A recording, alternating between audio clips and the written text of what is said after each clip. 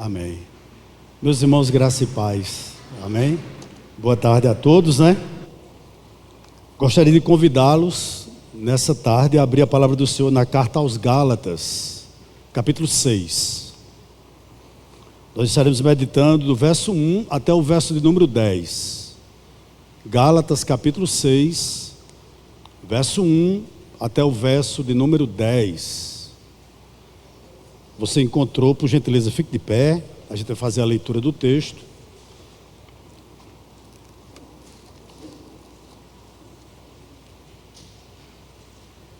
Amém? Todos encontraram? Podemos ler?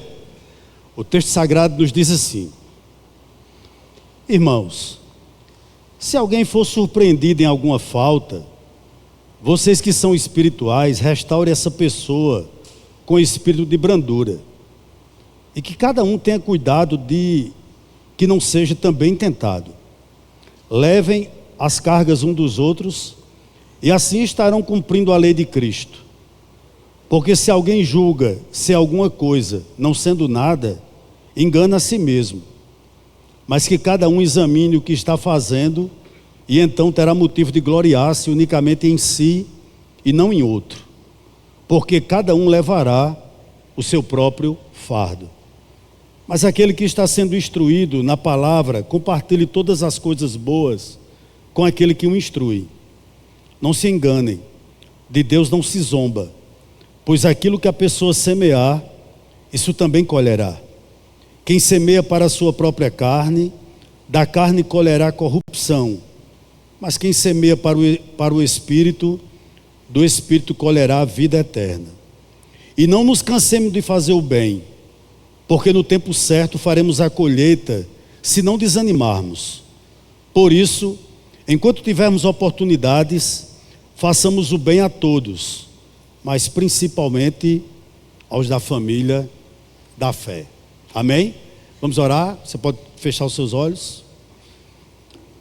Senhor, aqui está a Tua palavra, que nessa tarde Tu possa mais uma vez falar ao nosso coração, como Tu tem feito, culto após culto aqui nesse lugar. Fala com o Teu povo, ministra ao coração da Tua igreja, aqueles que estão aqui presentes, também as pessoas que nos acompanham de forma remota, que possam ser edificadas pela exposição da Tua palavra nessa tarde. Nós oramos em nome de Jesus, que vive e que reina para todo sempre. Amém. Os irmãos podem sentar. Permaneça com a sua Bíblia aberta. Os irmãos que nos acompanham de forma remota também, sejam todos muito bem-vindos nessa tarde, em nome de Jesus. Irmãos, antes de começar, eu gostaria de parabenizar todos os pais aqui presentes, também os que estão nos acompanhando de forma remota, né? Pastor Jamison pela manhã lançou um desafio dos filhos levarem os pais para almoçar ou para jantar fora. Interessante que alguns irmãos aqui da igreja foram, né? Já foram para um restaurante aqui e almoçaram fora com os pais. Se você faz parte daquele grupo seleto de pais que até 17h32 não recebeu nenhum friso por parte dos seus filhos, no final eu convido você a orar comigo. Eu vou orar por você, porque eu estou incluído nesse grupo também, e vocês vão fazer um grande clamor sobre a minha vida, para que Deus mova os cartões dos meus filhos, os bolsos, né? Para que chegue pelo menos, em nome de Jesus, pelo menos uma pizza, né? Não é possível que passe batido. Então, se você faz parte desse grupo seleto, junte-se a mim. No final a gente está orando lá atrás. Deus há de quebrantar o coração dos seus filhos e fazer com que eles reconheçam e possam lhe presentear nessa tarde, nesse dia, em nome de Jesus. Tem até meia-noite. Você tem fé? Eu também tenho. Amém. Meus amados irmãos, vamos para o texto sagrado na tarde de hoje. Interessante que eu gostaria de falar nessa tarde sobre uma vida espiritual. Me parece que é isso que esse texto nos fala, uma vida espiritual. E por que eu digo isso? Antes de adentrar no texto, eu gostaria de informar a vocês que essa carta foi escrita por Paulo. Paulo escreveu essa carta para aquela região da Ásia Menor, onde estava, por exemplo, a igreja de Antioquia da Pisídia. E esses irmãos haviam recebido o Evangelho, mas estavam saindo rapidamente do Evangelho e voltando para o judaísmo. E Paulo disse que isso é uma loucura, Você abandonar a fé na pessoa em Jesus Cristo e voltar para a lei de Moisés. E por essa razão ele escreve essa epístola, que é constituída de 6 capítulos. Nós estamos aqui naquilo que nós chamamos de parte prática da epístola. Parte prática da epístola. E no meu ver, a partir do verso 1 do capítulo 6, até o verso 10 do capítulo 6, Paulo vai dizer o que é verdadeiramente ser espiritual. Por que isso? Porque para os judeus, e principalmente para os judaizantes, que era um grupo de judeus que estavam adentrando nas igrejas da Galácia e dizendo que para você ser crente, você tem que aceitar Cristo como Salvador e Senhor, mas também você precisaria, por exemplo, se circuncidar. Não comer carne de porco, não comer sangue, certo? E guardar a lei. E Paulo vai escrever essa epístola para dizer o seguinte: nós somos salvos pela graça mediante a fé. Ou seja, nós somos justificados único e exclusivamente pela fé na pessoa bendita do Senhor Jesus Cristo. E aqui ele fala sobre o que é ter uma vida espiritual. Vamos a esse tema na tarde de hoje. Queridos, uma das figuras mais incomuns da história da igreja foi um homem chamado Simeão Estilita. Simeão Estilita. Talvez você nunca tenha ouvido falar sobre esse homem, mas ele foi o primeiro dos chamados pais do deserto. Por volta de 423 depois de Cristo, esse homem ele construiu uma torre no deserto da Síria. Essa torre possuía 28 metros de altura e um diâmetro de 1 metro. E ele viveu quase toda a sua vida em cima desse poste, em cima dessa coluna. Por quê? Porque ele acreditava que para ele ter mais comunhão com Deus, ele precisava se isolar totalmente da comunhão com qualquer ser humano e viver na solidão, livre, segundo ele, de toda distração mundana. Então, para esse homem, Simeão Estilita, para esse homem, viver no alto desse puleiro, viver no alto desse poste, no deserto, era um modo de se separar do pecado e consagrar-se totalmente a Deus.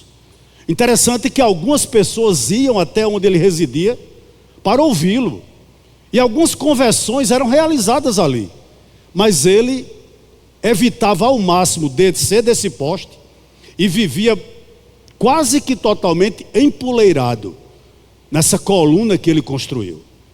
O ponto aqui é o seguinte: por mais estranha que possa parecer a vida de Simeão, surge uma questão.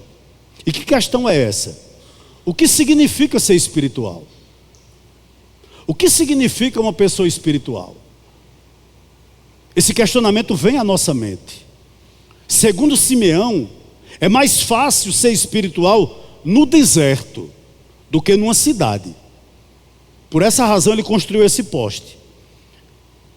Interessante que ao refletir sobre a espiritualidade de Simeão, um escritor perguntou o seguinte: tem escolinhas para as crianças no deserto?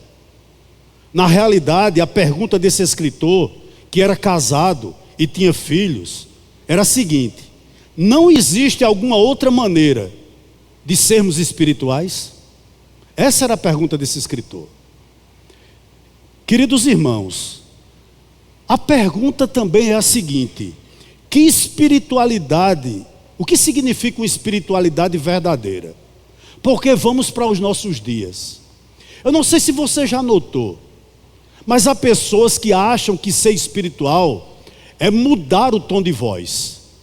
Há pessoas que falam com a voz dela normal, mas quando tem uma oportunidade de orar, de pregar, muda o tom de voz, porque segundo ela, isso é ser espiritual.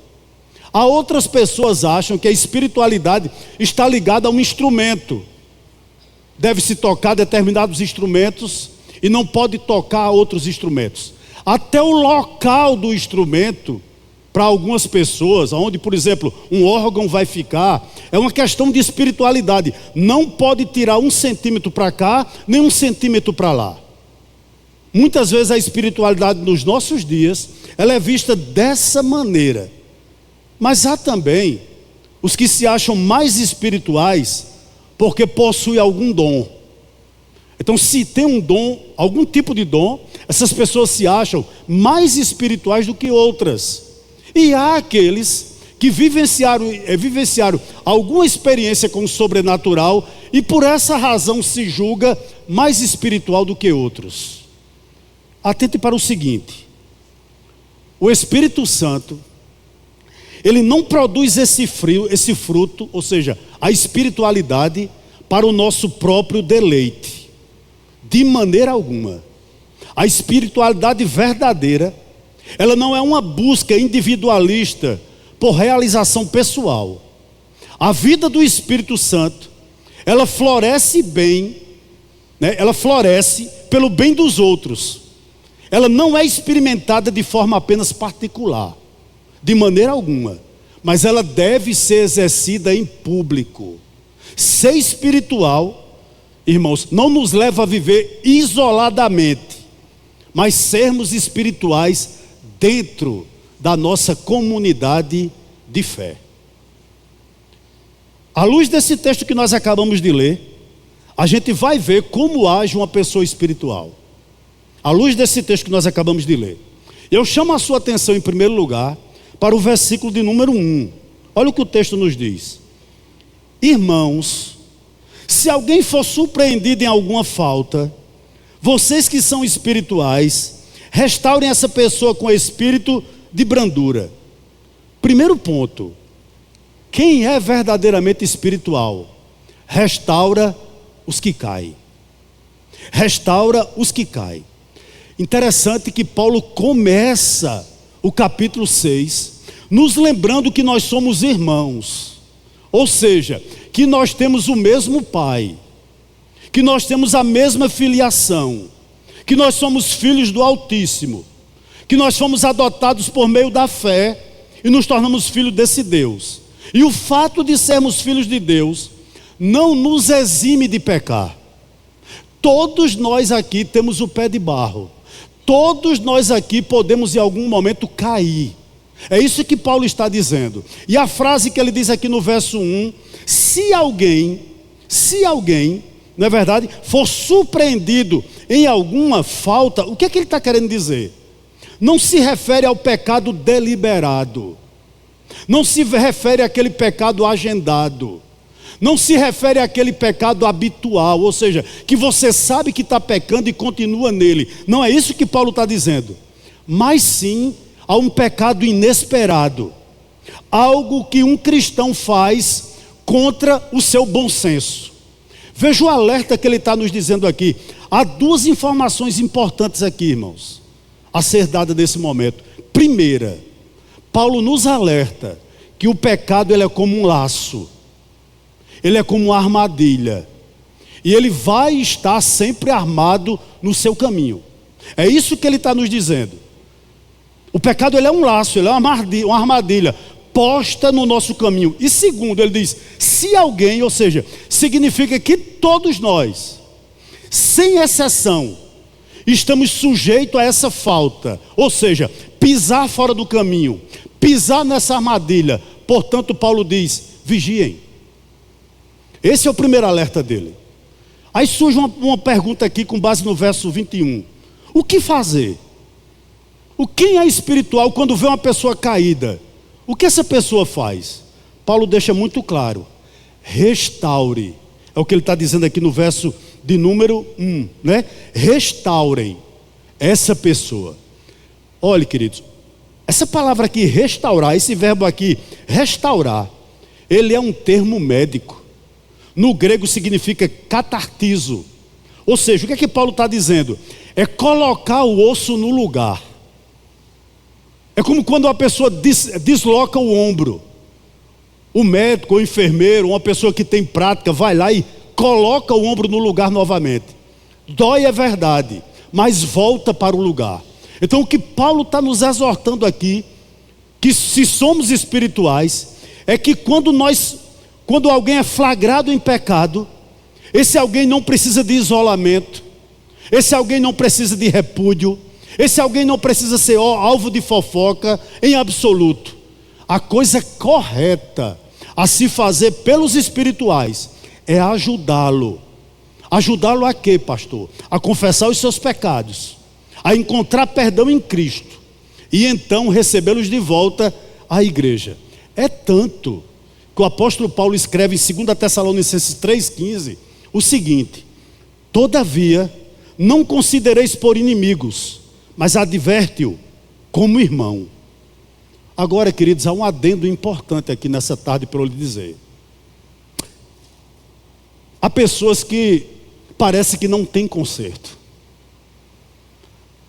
Há pessoas, irmãos, que têm um mal premeditado. Há pessoas que sabem que estão pecando e continuam nele. Permanecem de forma obstinada no pecado, inflexível no meio da igreja. E quando o pecado é praticado e nunca existe arrependimento, nós temos que ter outra atitude. E que atitude é essa? O amor não permite que o mal encontre almofadas, mas na realidade oposição. Em outras palavras, o amor de uma pessoa espiritual, ela não se alegra com a injustiça. O amor de uma pessoa espiritual não se alegra com a injustiça. Em outras palavras, ela não vê o erro no meio da igreja e passa a mão. Ela não vê o erro na mão de uma pessoa e apoia, diz verdade, vá adiante, Deus é com você. Como eu escuto isso?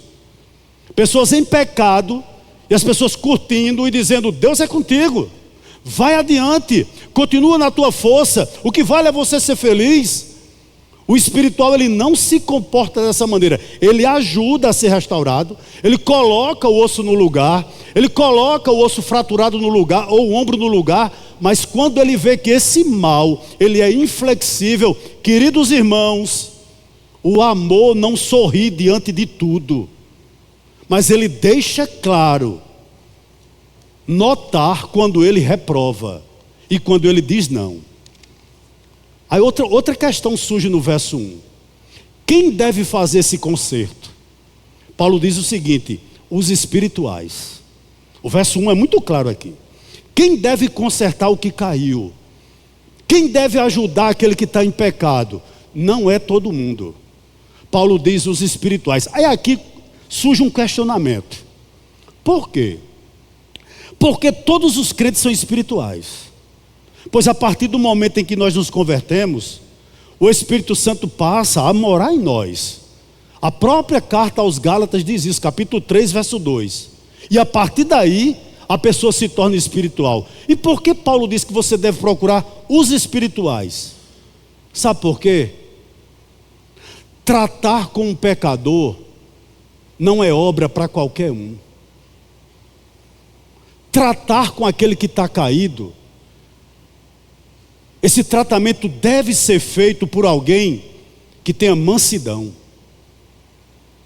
que tenha brandura, segundo as palavras de Paulo. Em outras palavras, alguém que o Espírito Santo transborde. Alguém que tenha Bíblia para falar para essa pessoa também. Que tenha a palavra de Deus para falar para esse caído também. Por isso que Paulo diz: procure os espirituais. Restaurar caído é trabalho duro, irmãos. Não é para qualquer um. É para quem tem maturidade. É para quem possui maturidade. Por quê? Porque a gente pode cair no erro de que nós não vamos cair no mesmo erro que o irmão caiu, que nós somos melhor do que esse homem, do que essa pessoa que está caída. E Paulo diz que não. Olha o que ele diz no verso 1, olha. Irmão, se alguém for surpreendido, veja que não é um pecado premeditado, em alguma falta, vocês que são espirituais, restaure essa pessoa com o espírito de brandura. E ele continua dizendo o seguinte: e cada um tenha cuidado para que não seja o quê? Também tentado. Ou seja, quando eu ou você, queridos, nós vamos ajudar, colocar no lugar o osso que está fraturado, por assim dizer, de um irmão que está caído, ou seja, ajudar a vida dele, queridos, a gente tem que ter humildade. Humildade em que sentido? Você tem que reconhecer o seguinte: eu poderia estar nesse lugar, poderia ser eu que estivesse nessa situação. Então Paulo diz aí, seja humilde. Por quê? Porque você pode ser tentado na mesma coisa e cair no mesmo erro. É como se Paulo estivesse lembrando a gente o seguinte: lembre-se que você é pó, lembre-se que você tem um pé de barro. Queridos irmãos, 1 Coríntios 10, 12, Paulo diz o seguinte: aquele pois que pensa estar em pé, veja que não caia. Verso 2, vá para ele. Quem são os espirituais? Verso 2, tem outra característica dessa pessoa de vida espiritual: levem as cargas um dos outros, e assim estarão cumprindo a lei de Cristo. Queridos, quem é espiritual leva a carga um dos outros. Interessante aqui já não é mais consertar o osso quebrado, aqui já não é mais colocar o ombro no lugar, aqui é carregar a maca. É o que Paulo está dizendo aqui. E isso requer ombros fortes e ao mesmo tempo ossos poderosos. Por que eu digo isso? Há outros fardos, irmãos, dentro de toda a comunidade evangélica, além das pessoas que são surpreendidas em pecado. Que fardos são esses? Estão me acompanhando aqui, queridos? Se alguém cai em pecado, a nossa obrigação é ajudá-lo a ser restaurado. Mas há outras demandas no meio evangélico, há outras demandas no nosso meio, que Paulo chama aqui no verso 2, de quê? De cargas um dos outros. Ou seja, há outros fardos, além de pessoas que são surpreendidas em pecado. E que fardos são esses que Paulo se dirige aqui no verso 2? Pessoas que vivem em profunda tristeza, pessoas preocupadas, pessoas com dúvidas, pessoas fracassadas na vida, pessoas que vivem, querido, luto, pobreza extrema, irmãos nossos que chegam ao fim do mês e as contas não batem, não porque ele é um irresponsável, mas porque o dinheiro não dá. Pessoas que estão vivendo divórcio, crise no casamento, solidão, doenças, invalidez, depressão. Veja que quanta demanda existe no nosso meio. É esse tipo de carga que Paulo está dizendo: ei, é responsabilidade de vocês ajudarem, levarem essa cargas um dos outros. Sabe por quê, irmãos? Porque essas dificuldades que eu citei, entre outras, queridos irmãos, nós somos incapazes de lidar com isso sozinhos. É muita gente espiritual demais, que não tem comunhão com os santos, que não tem comunhão com os espirituais, e tentam levar os fardos sozinhos. Querido, você vai naufragar. Você não vai conseguir sozinho. Sabe por quê? Às vezes as nossas cargas são tão pesadas que elas precisam ser compartilhadas, porque só assim elas serão carregadas. É isso que Paulo está nos dizendo aqui. Aí você pode estar dizendo: ah, pastor, mas na cruz do Calvário Jesus já levou todos os meus fardos. É verdade. O fardo da culpa, o fardo do pecado, querido, Jesus já levou lá na cruz do Calvário. E eu sei muito bem também que os ombros de Jesus são largos, que os ombros de Jesus são fortes o suficiente para carregar os nossos fardos. Tanto é que Pedro diz na sua epístola, na primeira epístola, capítulo 5, verso 7: lançando sobre ele toda a vossa ansiedade, porque ele tem cuidado de vós. Mas até foi citado um dia aqui pelo pastor James, eu concordo, né? Pastor Hernando Dias Lopes diz o seguinte: gente precisa de Deus, mas gente precisa de gente também.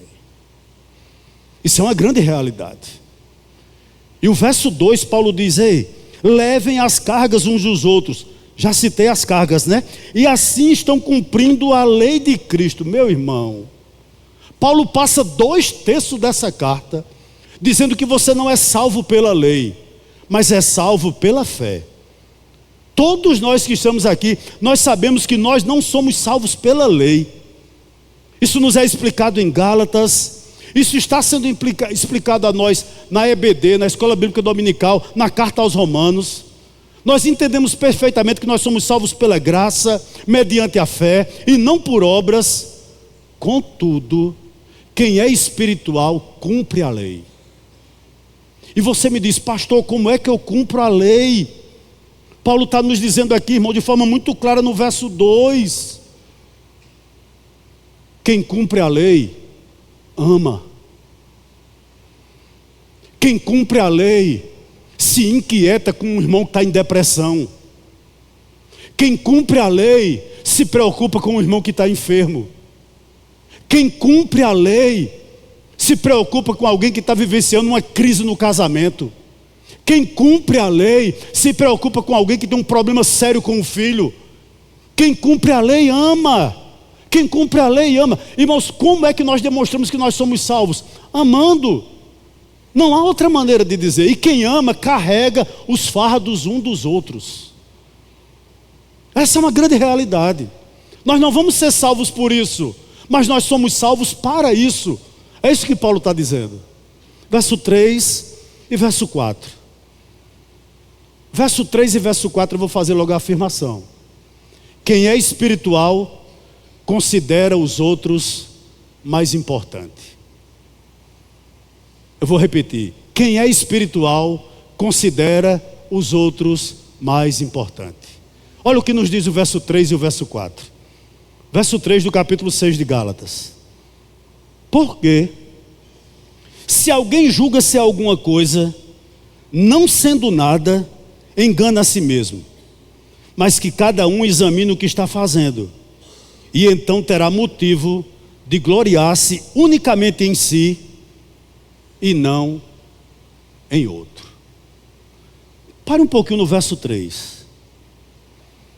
Existem pessoas, irmãos, que possuem um alto conceito sobre si mesma. Essas pessoas, dificilmente, elas estarão dispostas a ajudar alguém. Dificilmente. Uma pessoa que tem um alto conceito sobre si mesma, dificilmente ela vai carregar a bagagem de alguém.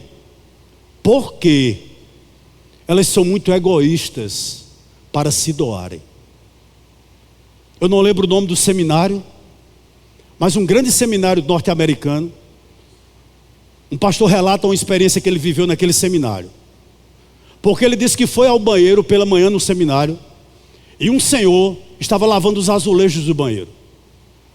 E ele se surpreendeu a maneira tão dedicada que aquele senhor lavava os azulejos do banheiro, lavava os vasos do banheiro, passava o pano no banheiro, e ele disse: que zelador competente. E à noite ele ia ter aula de grego. E quando ele chegou na sala de aula, sabe quem era o professor de grego? O zelador. Pós-doutorado em grego, mas pela manhã ele lavava de graça os banheiros do seminário, porque o seminário não tinha condição de pagar um zelador. Por que esse homem fez isso? Por que esse homem faz isso? Porque ele não tem um alto conceito sobre ele próprio. Então, quem é verdadeiramente espiritual, queridos, considera os outros mais importantes. É isso que Paulo está nos dizendo aqui. Por quê? Por que é tão difícil, irmãos, considerar os outros mais importantes? Ou porque é difícil tirar esse conceito que nós somos melhores do que os outros? Eu vou lhe dizer por quê. Porque pessoas carentes, elas acabam ocupando demais nosso tempo. Quando você começa a ajudar alguém mais carente do que você, essa ajuda muda seus planos. desorganiza os seus horários, e isso custa alguma coisa para você. Esse tipo de sacrifício, irmãos, nós só faremos apenas quando nós consideramos a pessoa mais importante do que nós mesmos. Sim ou não? Quando uma pessoa você considera uma pessoa mais importante do que você muda a agenda, você muda o horário, você não dorme, você faz sacrifício, porque no seu conceito aquela pessoa é mais importante do que você. Mas quando você tem uma impressão que você é maior do que alguém, você não se sacrifica tanto. E olha, e atente para o que eu vou lhe dizer aqui nessa tarde. De fato, ajudar os outros somente é possível para quem tem a mente de Cristo. E por que eu estou dizendo isso? Filipenses capítulo 2, versos 6 e 7. Olha o que Paulo escreve. Que embora acerca de Cristo, que mesmo existindo na forma de Deus, não considerou ser igual a Deus algo que deveria ser retido a qualquer custo. Pelo contrário, ele se esvaziou, assumindo a forma de servo, tornando-se semelhante aos seres humanos e reconhecido em figura humana. Querido, só ajuda os outros quem tem essa mentalidade, a mentalidade de Cristo. Sabe o que eu estou querendo dizer aqui nessa noite, nessa tarde ainda? Quem é fascinado por si mesmo, por suas habilidades, por suas posses, por sua beleza, não ajuda muito e está se auto-enganando. Permita-me um exemplo aqui nessa tarde. Não sei quantos de vocês conhecem um pugilista muito famoso, parece que ele já faleceu, né? Muhammad Ali. Faleceu já. Muito famoso ele no mundo do boxe. Tem uma história interessante sobre ele. Certa vez, uma aeromoça disse a ele, ao campeão Muhammad Ali, que se preparasse para a decolagem do avião. Ele fitou aquela aeromoça e disse o seguinte: super-homem não precisa de segurança. A aeromoça olhou de volta para ele e disse o seguinte: é verdade, super-homem também não precisa de avião. Em outras palavras, ela estava dizendo: vá voar sozinho. Essa é a realidade. Verso 4, olhe para ele por gentileza. Mas que cada um examine o que está fazendo, e então terá motivo de gloriar-se unicamente em si, e não em outro. Meu amado e minha amada irmã, não tenha complexo de superioridade. Nenhum de nós somos melhores do que ninguém. Todos nós temos prazo de validade. E tudo o que temos, tudo o que recebemos, vem de Deus, inclusive os dons e a salvação. Então, na realidade, nós não temos absolutamente nada. Nada. Nenhum de nós temos aqui a segurança que iremos acordar amanhã. Veja como nós somos frágeis. É ou não é verdade? Você pode ser a pessoa mais regrada do mundo e infeliz, porque eu vou dizer, se você só come pepino, só come alface, não come açúcar, não come doce, não come sal, não come queijo de manteiga, corre 10 quilômetros por dia, faz dieta, dorme de 7 horas, acorda de 5, vai para a academia, é regrado, não come pão. Eu sei que você é infeliz, mas você ao mesmo tempo pode viver muito tempo, não é verdade? Quem lhe garante? É ou não é? Porque no meu conceito ninguém pode ser feliz sem comer doce. Você pode não gostar, amém, eu lhe respeito demais. Não é verdade? Você vê como os gordinhos são felizes? Os gordinhos riem à toa, meu irmão. É felicidade pura. É ou não é verdade? É? Veja bem, isso é verdade. Queridos, não tenha complexo de superioridade. Você não é melhor do que ninguém. Mas também não tenha complexo de inferioridade. Deixa eu lhe dizer algo aqui a você que é salvo. Você acha pouco o fato de você ser amado por Deus? Todo mundo pode não gostar muito de você. Eu acredito que não aconteça isso com ninguém daqui, nem de quem está me acompanhando de forma remota. Mas acima de tudo, você é amado ou amada por Deus. Isto nos basta. Louvado seja o nome do Senhor. Glória seja dada ao nome do Senhor. Verso 5. Vamos a ele. Porque cada um levará o seu próprio fardo.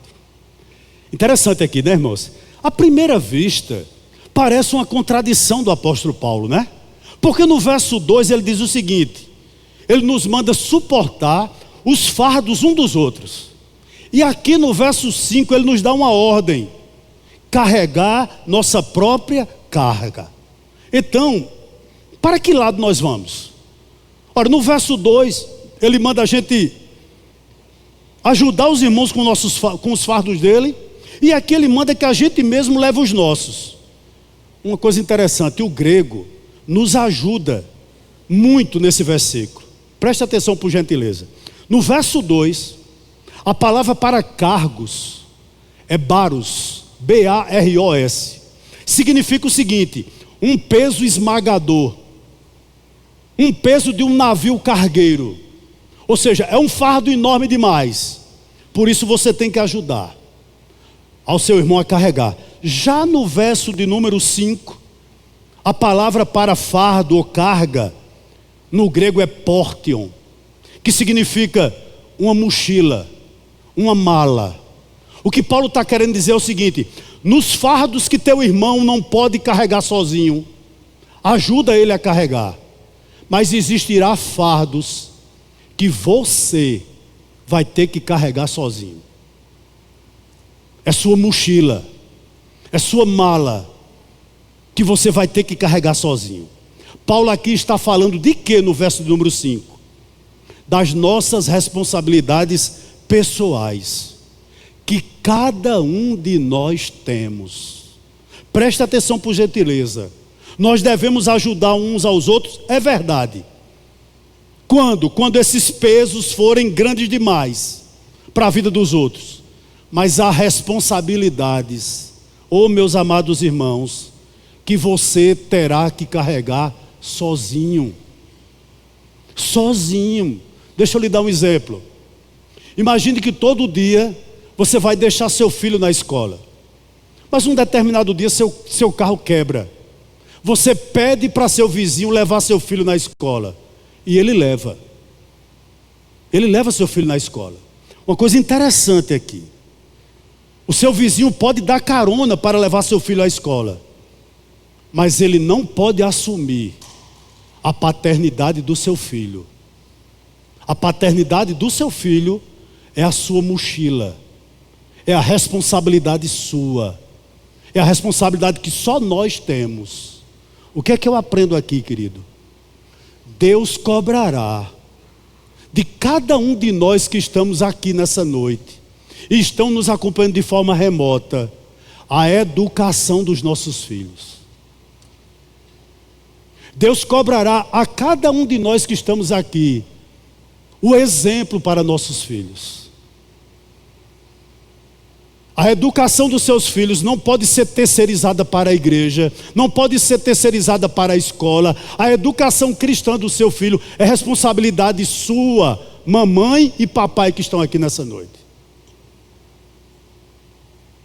O exemplo de marido é você que vai ter que dar dentro do seu lar. O exemplo de esposa é você que vai ter que dar dentro do seu lar. É sua responsabilidade. É a carga que você tem que levar.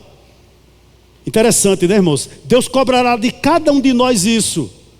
Nós iremos responder diante de Deus como nós executamos as responsabilidades que Deus nos confiou. Abra seus ouvidos. Aquela pessoa que só tem você de evangélico na repartição. Ninguém mais é evangélico, só você conhece a palavra. O sangue daquela pessoa pesará sobre a sua vida, se você não abrir a boca. Essa é a realidade. Deus cobrará, irmãos, o ministério que Ele colocou na nossa mão, as responsabilidades que Ele colocou em nossas mãos, tudo isso nós iremos prestar conta do seu ministério, do seu casamento, querido, da criação de seus filhos, do cargo que você tem na igreja, do que você tem feito na igreja. Deus cobrará tudo isso de nós. Eu lhe faço uma pergunta: O que entra e o que nós dizemos não dentro da nossa casa, dentro da nossa vida, no nosso smartphone, tudo isso é responsabilidade nossa. Essa é uma grande realidade. Vamos terminar? Verso 6 ao verso 10. E aqui eu faço a outra afirmação. Quem é espiritual sabe onde semeia. Quem é espiritual sabe onde semeia. Vá para o verso 6, por gentileza. Mas aquele que está sendo instruído na palavra, compartilhe todas as coisas boas com aquele que o instrui. Vamos parar um pouquinho aqui. Deixa eu fazer uma pergunta aqui a você que congrega conosco, não a você que está nos visitando. Você que é membro ou que é congregado da nossa igreja. Deixa eu lhe fazer uma pergunta muito sincera. A passar a congregar aqui, a passar a fazer culto de nossas reuniões, você tem sido edificado? Você tem sido catequizado? Existiu crescimento na sua vida, em graça e em conhecimento da palavra do Senhor? Enfim, o púlpito da nossa igreja tem sido relevante para a sua vida? Responda a você mesmo. Portanto, você entende que à luz desse texto, existe uma relação de compartilhamento entre os seus pastores e vocês? Os seus pastores instruem vocês, aconselham vocês, oram por vocês, e em contrapartida, vocês abençoam eles. É isso que o texto está nos dizendo. Sabe qual é, irmãos, o conselho que eu vou lhe dar aqui, com base no verso número 6 do capítulo 6? Seja generoso. Saiba onde você semeia. É isso que o texto está nos dizendo aqui.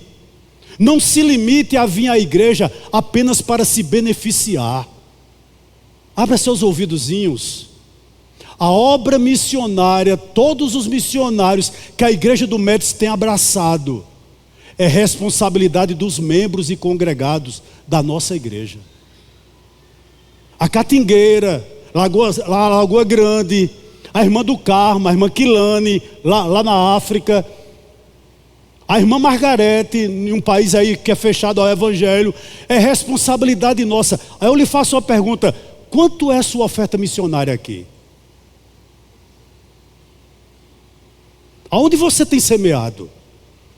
Ser espiritual é cuidar de sua igreja, é ser generoso para com a sua liderança. Isso é generosidade, isso é espiritualidade. Tem gente que pensa que ser espiritual é subir nas paredes, né? É tanta espiritualidade, irmãos, eu vejo tanta espiritualidade em alguns lugares. O camarada é tão espiritual e fala em línguas, e marcha, e pula, e rodopia. Quando sai da igreja não lhe dá nem um bom dia. Mas são espirituais. São espirituais. Verso 7, olhe para ele por gentileza. Olha o que Paulo diz: não se enganem, de Deus não se zomba, pois aquilo que a pessoa semear, isso também colherá.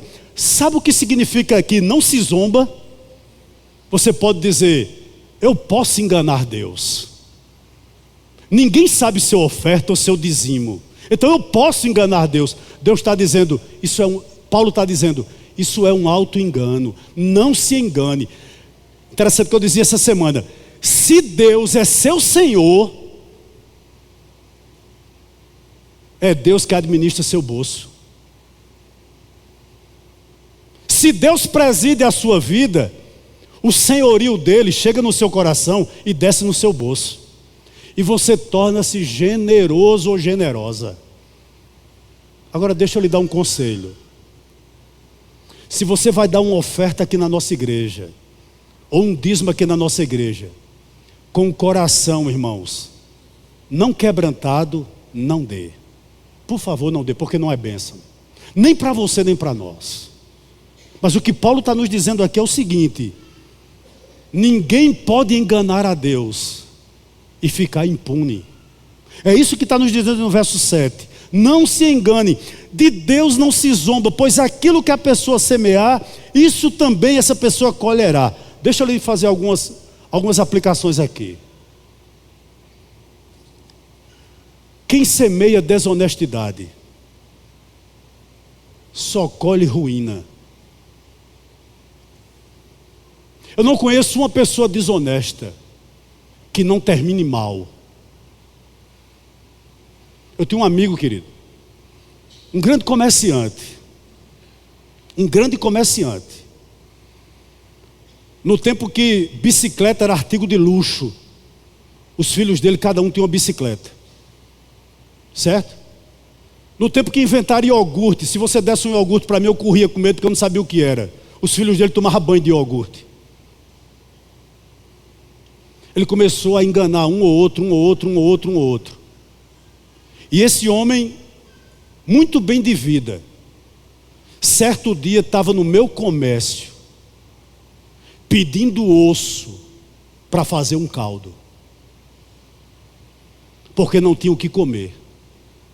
Ninguém semeia desonestidade que não colha ruína. Ninguém semeia intrigas que não colha solidão.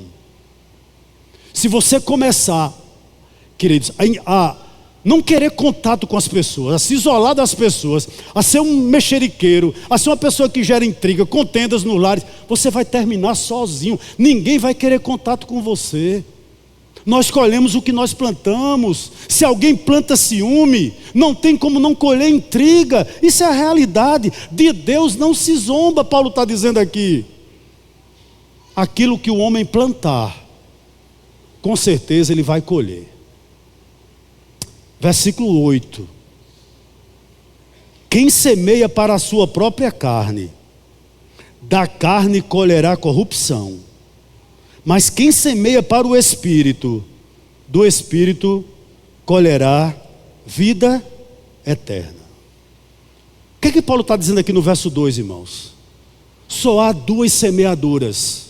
Ou seja, ou você semeia para a carne, ou você semeia para o Espírito. Da mesma forma que só há duas semeaduras, só há duas colheitas. Ou você colhe corrupção, ou você colhe vida eterna. Vamos parar um pouquinho aqui. Ao seu ver, com base no verso 8, o que significa, irmão, semear para a carne? Significa deixar que a velha natureza se expresse livremente. Vou repetir, o que significa semear para a carne? Significa deixar que a velha natureza, o velho homem, se expresse livremente. E o que significa semear no Espírito? Significa deixar que o Espírito se expresse como Ele quer. Vem cá.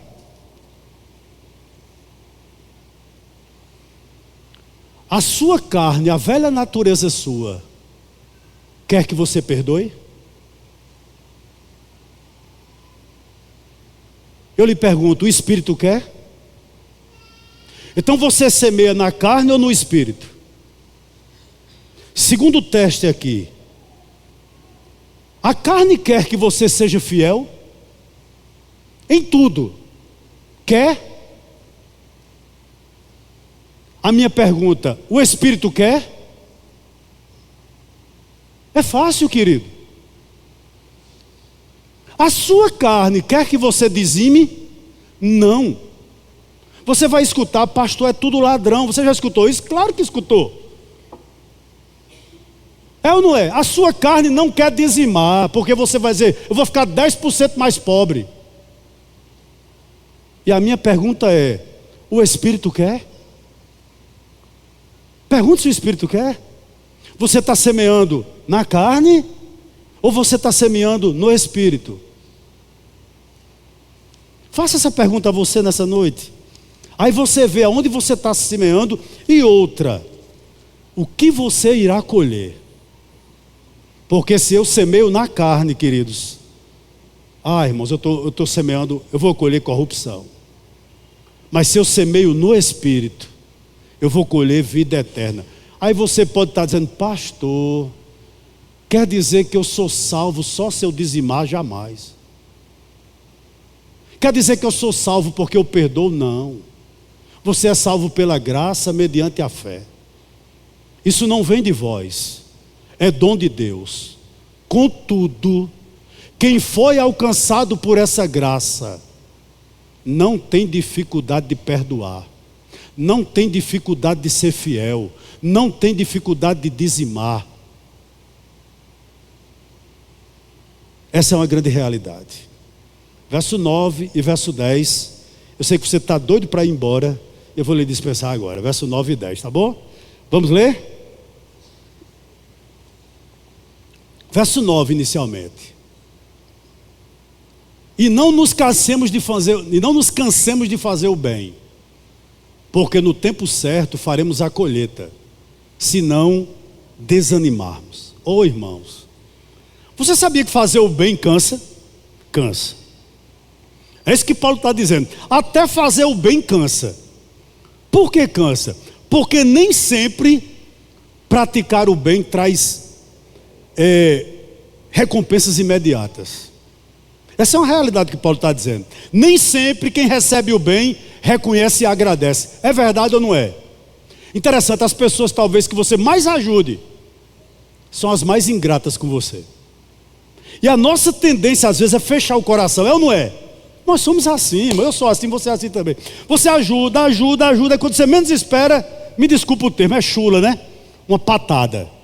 Aí você diz: mas nunca eu ajudo. Porque fazer o bem cansa. Mas Paulo está nos dizendo o seguinte: não desanime não. Sabe por quê? O nosso fervor é abandonado às vezes pela frieza de outras pessoas. Não deixe que a ingratidão de alguns desanime o que Deus tem na sua vida. Continue fazendo. Por que eu lhe digo isso?